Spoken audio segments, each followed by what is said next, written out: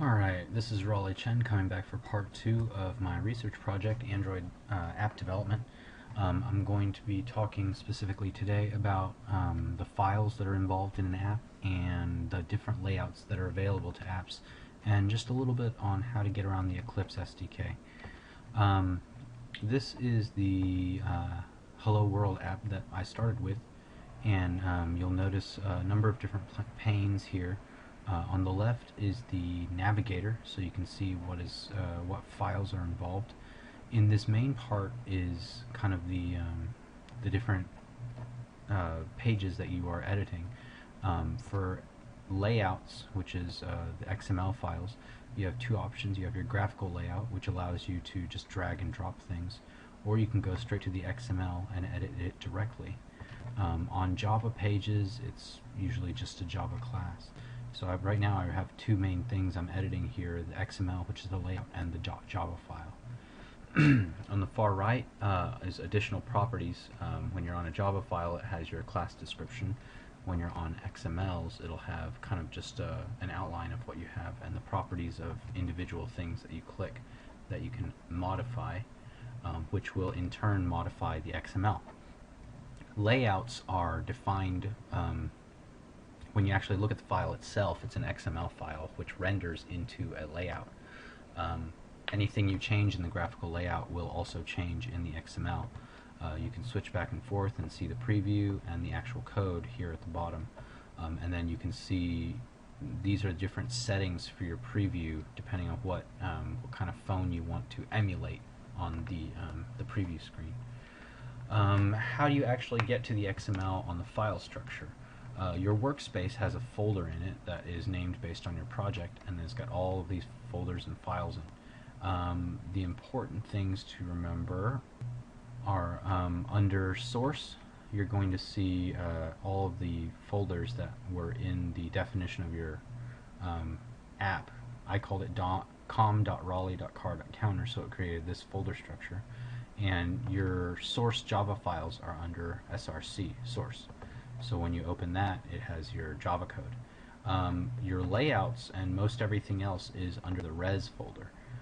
Res stands for resource, and you'll see a number of drawable files. These are for images, and you can have 4 different images based on the resolution of the phone or tablet that you're working with.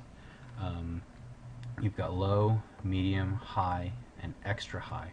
So that way you can have different images based on how good of a resolution of phone, how big of a screen you have.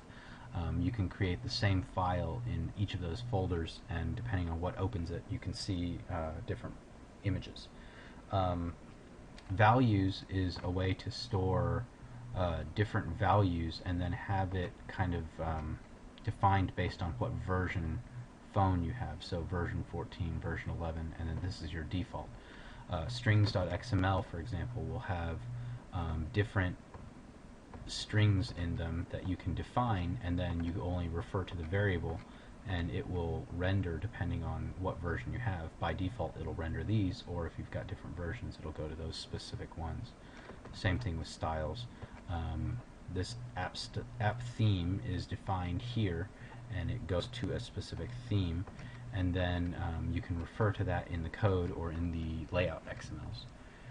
Layouts are under here, layout, and menus are under here, under menu. Since we're going with a compliant one that goes to Android 2.2, your menu is kind of limited. It just has this kind of basic menu function, and you'll notice the XML tags are very specific. It's menu, close menu, and then all of these have kind of an Android swing to them. And I'll explain kind of the format of those in a little bit. And then your layout actually has the actual layout. Now, different Java classes can refer to different layouts, and you can have multiple Java classes refer to the same layout. So it makes it a little bit flexible that way. When you actually start your app code starts with the Java activity that is being executed. In this case, main activity is what is executed when you first start. And so what happens here, you're doing class activity. This extends the activity, kind of a parent class. So you inherit a number of functions that come from activity, and also it knows that this is a type of activity. On create, which means when this starts up, and also whenever it comes back from sleeping, on create runs. And I'm sorry, if it's been paused or minimized or something through your phone, and then it kills it because of memory constraints, which Android does, you reinitialize it, on create will run. There's also an on, I think it's called on resume. Let me check real quick. Public void on resume.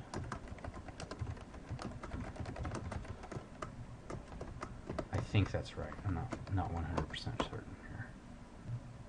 Yeah, that might be it. This is what will run if you just kind of minimize it and then you bring it back before it has a chance to actually kill the process. So what do you want it to do when you on create?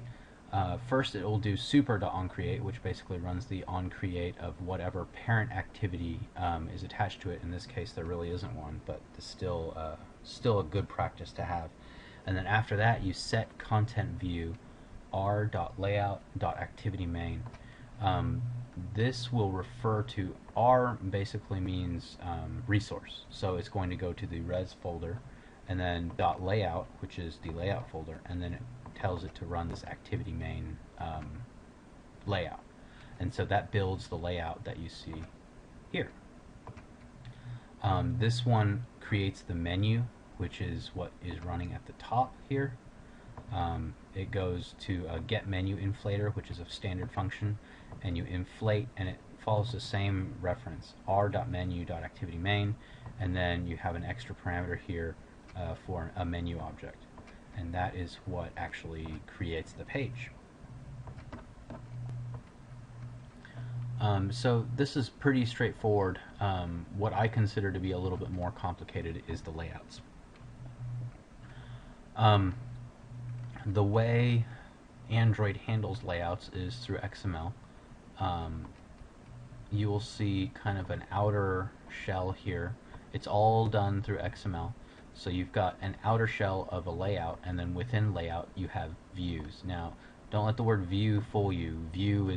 They use view for everything. You have text views, you have grid views, you have all kinds of views, and they just basically mean some type of element on the screen, on the activity. In this case, we start with a relative layout, and then within that relative layout we have a text view. So looking at this relative layout, XMLNS, I don't really know what these mean, but fortunately Eclipse gives you a little bit of help whenever you need to type things. It'll autofill stuff for you, so you can do Android, and then it'll populate all the different options that you have to do things. So for now, I'm going to focus on what things did they by default populate and explain those.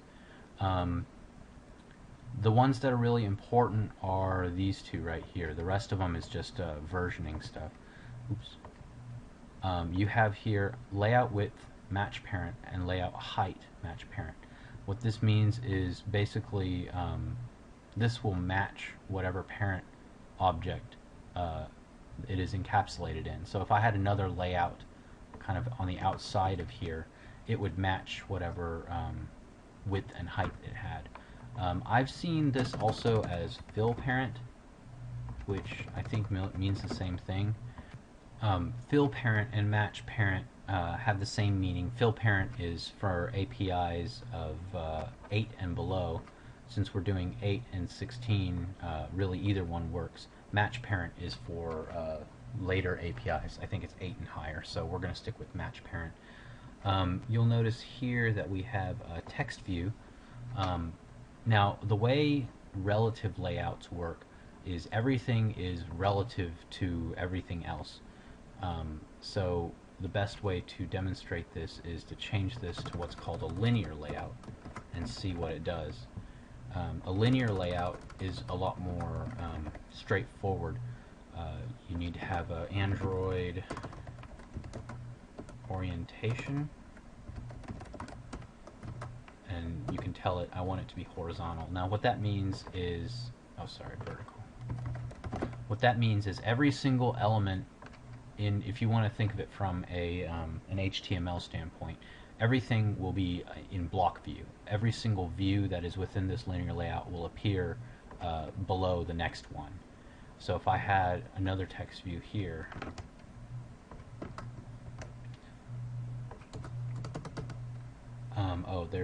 there's not really centering when you have linear layout. So I'm going to take these out.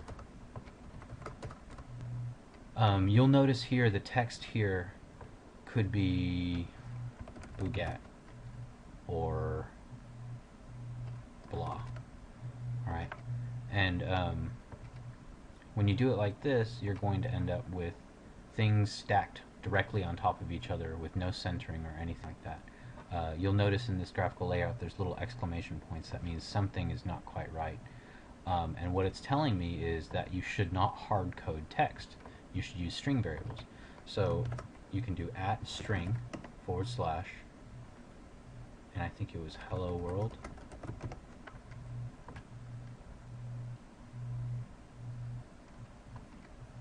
And I'll do another one @string / goofy. So now I'm using variables, but it's trying to find @string goofy and it doesn't. So I can go to the strings.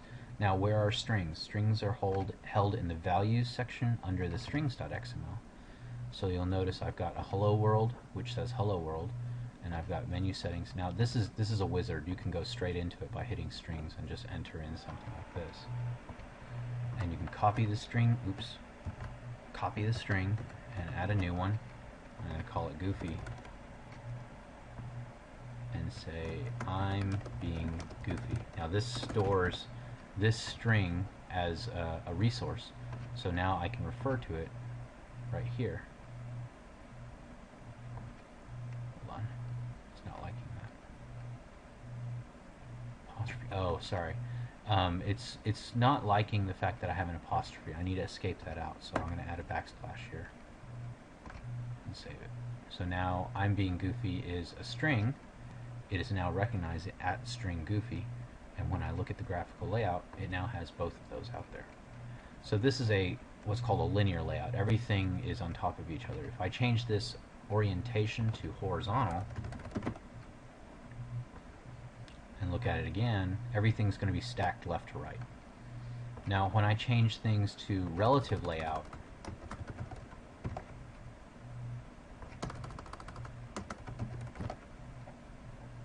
now you have to tell it's just going to stack everything on top of it, because right now it's being defined in the default space, which is right in the top left corner. So I should probably put a location. So Android, and I'm going to say, okay, and I'm going to go down to the layout section and do layout underscore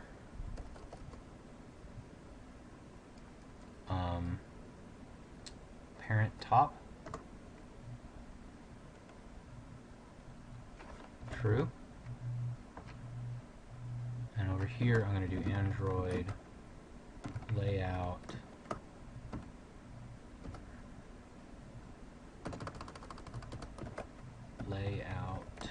align to parent right equal true. So this is going to tell it I need to align to the parent's top and to the parent's right. And when you look at the layout, it's going to do top, and then this one's to the right. Maybe I should do bottom here. Right, bottom. Because by default, it's going to align to the left. Android layout align. Layout align. So there's top, bottom, left, and right. Let me for now just leave it the way it is. Layout align parent left equal true. Okay, so that's going to give us our top left and bottom right. Now, if you want to refer to different activities, then you need to give it an ID. And the best way to do that is to do Android ID equal, and then what you're going to do is at plus ID.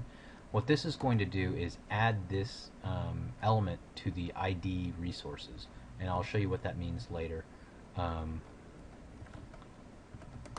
we're going to call it Hello World ID, and then over here it's going to be called Android ID equal at plus ID goofy text. Okay, so now what it's going to do is whenever we need to programmatically refer to this text view, we can refer to it by the ID of Hello World and goofy text.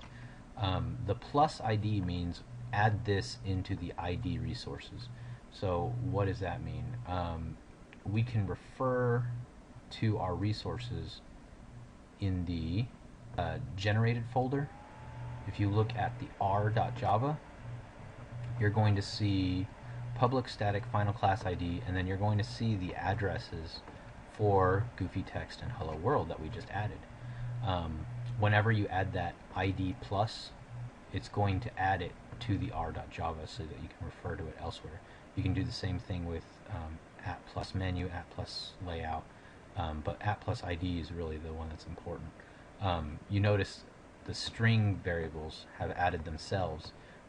That was added whenever I added things to the values strings.xml. So let's try referring to this. The goofy text is aligned to the bottom right of the parent. Let's align this one, the hello world one, to be directly above it.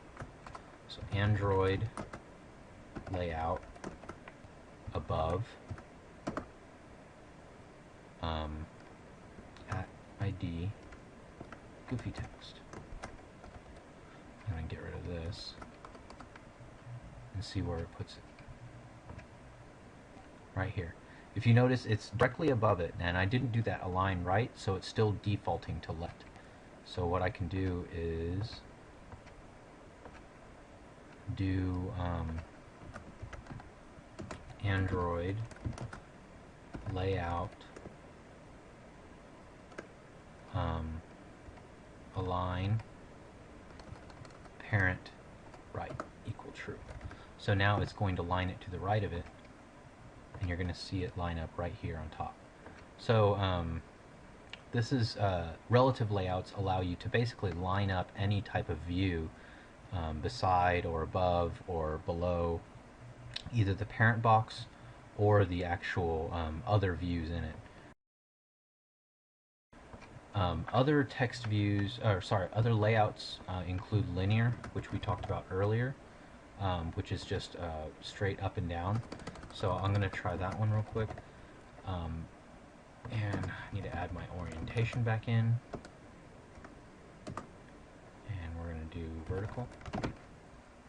And whenever you do that, you need to take out your layout alignments, because this is now, layout is kind of strongly typed in. Let's see, what else can we talk about? Oh, layout width and height. So layout width and height basically allow you to do the same thing as up here. Wrap content means this little view box is going to be only as big as the content that's inside of it. Other include match parent. So I can do a match parent width. So now that's going to make the width of this thing the entire length, while the one below it is only the length of the content. You can also do match parent on height. I'm not quite sure what it's going to do with this, since there's something else in it. So look, this one has the entire height, and this one basically takes the entire, this one has the entire width, and this one has the entire height of the parent, because that's what I designated. There's also kind of a field called gravity. What gravity does is it defines kind of where to align items within a linear layout. So I put left. That doesn't make any sense because by default it's left. And if I put it right, it's going to, oh, sorry. So gravity, if you put gravity here, Gravity means within the view, the gravity of the text. So since this is wrap content and the width is only as big as the content, it's not really doing anything. This one has an entire width, so if I put layout gravity right on the top one, it's going to be a little more effective to do things. If you notice, it moved it all the way to the right. Now the other option is, so gravity bottom. So now it pulled it all the way to the bottom. There's another type of gravity called layout gravity, and that does the gravity of the view itself within the parent. So if I do a layout gravity of right here, that is going to push my entire box to the right, as opposed to just moving the text within the box to the right. So that's a couple of other things to play with. Now, this entire time I've been basically manipulating things from the XML view. You can just as easily do things, add things and move things around through the palette and through the preview. Just so I have room, I'm going to take away some of the gravity stuff and shrink everything back down to what it was before. But you can do just about everything that you were doing before from XML directly from the graphical layout screen down here. So I've got all these things. Say I wanted to change this to match parent width. I can do that here. You can also add new elements from the widgets here on the left. You can add a new text field if you wanted to add some type of plain text box or something like that. I can also add additional layouts within this layout. There's grid layouts, relative layouts that we've seen, linear layouts that we've seen. I haven't worked with these as much. Table layout actually is probably the next most important one, in which you have table rows within a table layout. You can also add images and make an image a button from here. But really there's a lot of flexibility as to what you can add to these fields. So for example, this one is a large text. I can manually resize it. I can resize it here by hitting Other, or just leaving it as wrap content. I can change all of the properties that are available in XML through here also, through this properties window on the right. The outline also gives me, in the order of definition and the order of display, what all is being shown. This one has another warning. It's saying large text shouldn't be defined through hard coding, so we could add another string here. But really, that's all I'd like to talk about for layouts and files. Next time I'll talk a little bit, if I get a next time, I'll talk about making other activities link to each other and actually use the Java code to do something. So far all we've done is really just create the view. We haven't actually had it trigger anything yet, so hopefully I'll get to that next.